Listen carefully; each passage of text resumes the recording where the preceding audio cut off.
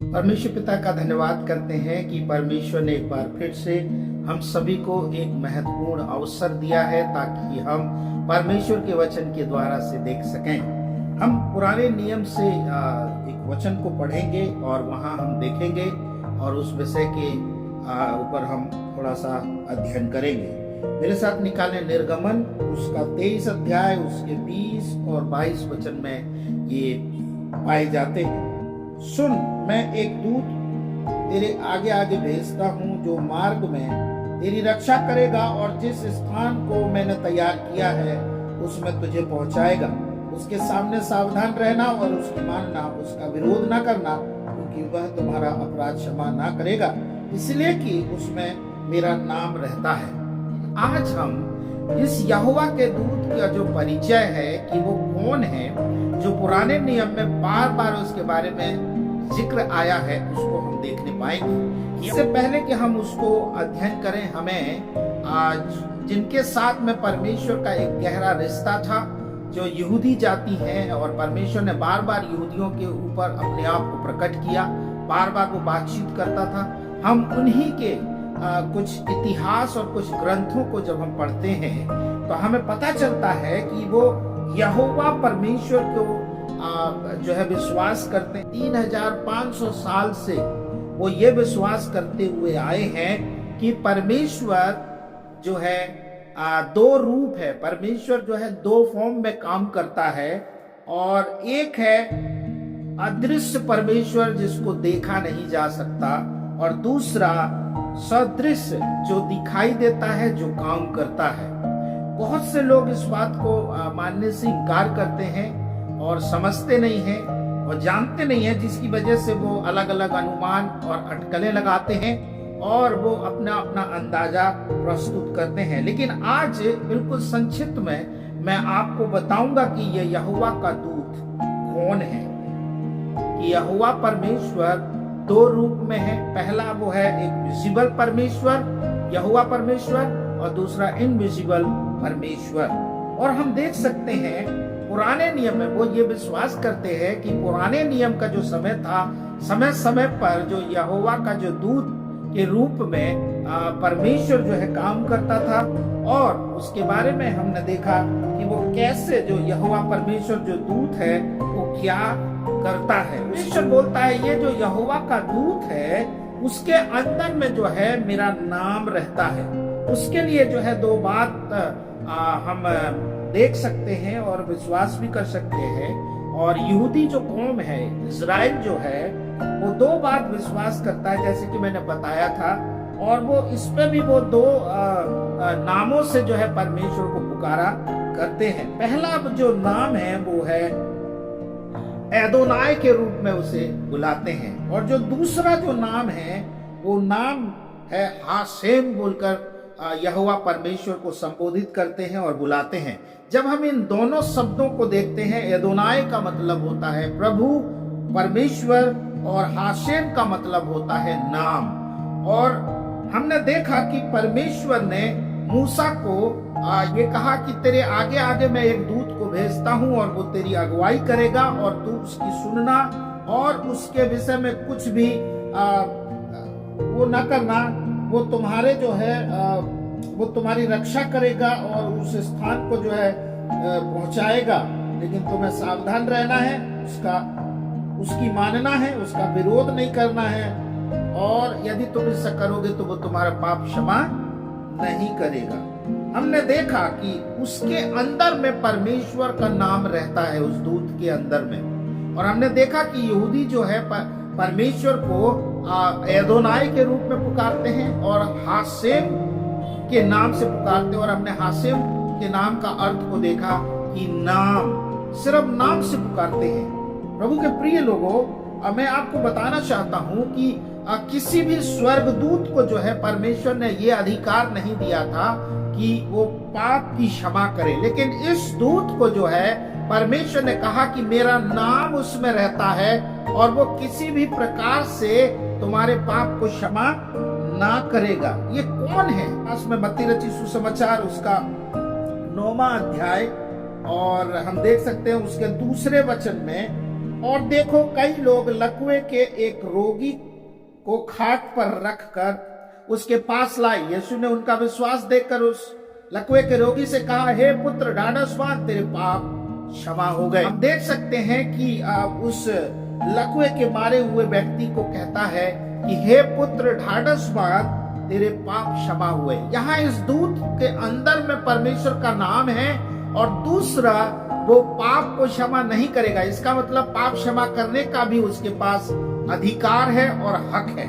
सो हमने देखा ये इस मत्ती रचित सुसमाचार उसका 9 अध्याय उसके 2 वचन में यीशु मसीह उस व्यक्ति से कहता है कि हे पुत्र ढाढ़स बांध, तेरा पाप क्षमा हो गया।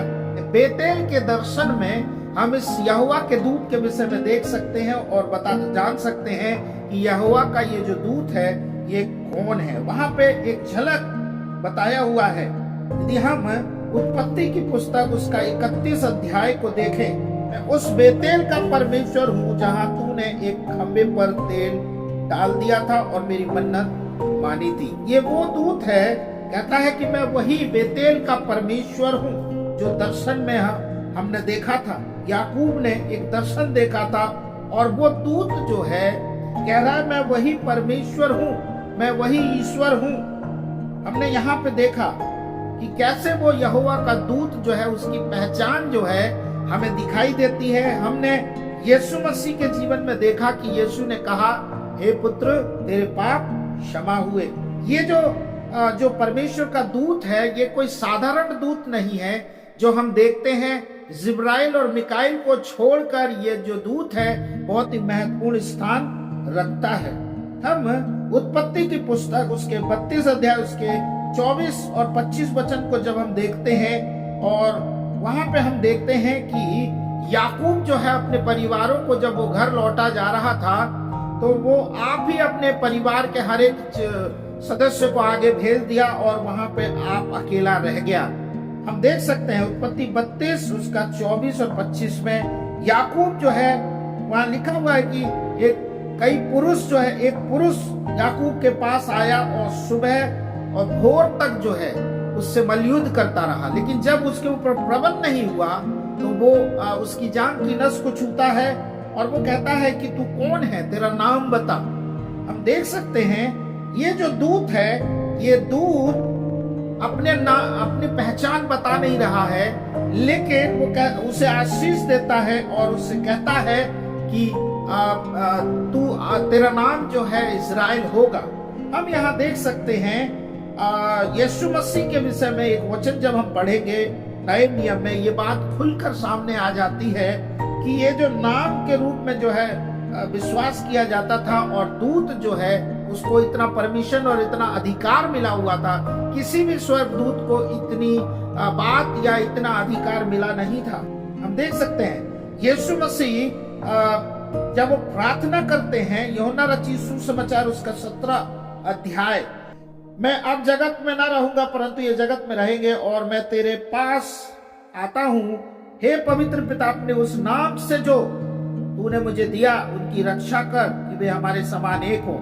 जब मैं उनके साथ था तो मैंने तेरे उस नाम से जो तूने मुझे दिया था उनकी रक्षा की है। मैंने उनकी चौकसी की और विनाश के पुत्र को छोड़ उनमें से कोई नष्ट ना हुआ, इसलिए कि पवित्र शास्त्र में जो कहा गया वह पूरा हो। यहाँ पे प्रभु यीशु मसीह जो दूत के विषय में हमने देखा था, जो पुराने नियम में समय समय पर दर्शन देकर और लोगों के बीच में आकर संदेश को दिया करता था और डायरेक्शन देता था, वो दूत की जो पहचान है हमें नए नियम में पता चलता है। यीशु मसीह में वो बातें पूरी होती है और दिखाई देती है कि यीशु मसीह को वो नाम दिया गया। और पुराने नियम में जो है यीशु मसीह ही यहोवा परमेश्वर के दूत में जो है कार्य करता था और उसे वो अधिकार था, पाप क्षमा करने का अधिकार था। हमने देखा कि हे पुत्र ढाढ़स बांध, तेरे पाप क्षमा हुए। उस समय में इतना ज्यादा विवाद छिड़ गया था कि ये व्यक्ति कौन है जो पापों की भी क्षमा करता है। हमने देखा कि यहोवा का जो दूत है पुराने नियम में, उसकी जो पहचान है नए नियम में पता चलता है कि वो प्रभु यीशु मसीह है। हमने यूहन्ना रचित सुसमाचार उसके 17, 11 और 12 को देखा तो परमेश्वर ने उसे वो नाम दिया था जो नाम का खुलासा जो है यीशु मसीह कर रहे हैं। हम और आगे देख सकते हैं, यूहन्ना रचित सुसमाचार उसका 14 उसके 9 में लिखा है, फिलिप्पुस प्रभु यीशु मसीह से कहते हैं कि हे गुरु, हे रब्बी, तू हमें पिता को दिखा दे। तो यीशु ने जो है कहा, जिसने मुझे देखा उसने पिता को देख लिया है। जैसे पिता, जैसे मैं हूं, जैसे मैं दिखाई देता हूं, वैसे पिता है। ये जो वचन जो है प्रभु यीशु मसीह में आकर पूर्ण हो जाती है और हमें समझ में आता है कि पुराने नियम का जो दूत था, जो समय समय पर आकर इजरायलियों को और लोगों के बीच में प्रकट हुआ करता था, वो यहोवा परमेश्वर का एक विजिबल और देखने दृश्य रूप था और वो अलग अलग तरीके से जो है लोग उसे देखते थे और उसका दंडवत किया करते थे। ऐसा माना जाता है कि परमेश्वर का 2 फॉर्म के रूप में पुराने नियम में वो एक यहोवा के दूत के रूप में काम किया करता था, और नए नियम में हमने देखा कि यीशु मसीह में वो सारी बातें पूरी होती है जो पुराने नियम में यहोवा के दूत में पाई जाती है। ये वचन को जो है जैसे हमने देखा और बड़े संक्षिप्त रूप में कि ये जो यहोवा परमेश्वर का जो दूत है वो और कोई नहीं है, वो प्रभु यीशु मसीह है। पुराने नियम में यहोवा के दूत के रूप में काम कर रहा था, लेकिन नए नियम में वो स्वयं एक शरीर धारण कर यीशु मसीह के रूप में प्रकट किया और अपने आप को लोगों के लिए दे दिया और लोगों को पापों से बचा लिया। ये वचन के द्वारा से परमेश्वर आप सबको आशीष दे। हमने उसकी पहचान को देखा कि वो यहोवा परमेश्वर का जो दूत है वो कौन है, वो हमने देखा कि यीशु मसीह में वो बातें पूरी होती है। परमेश्वर आप सभी को आशीष दे इस वचन के द्वारा से। God bless you.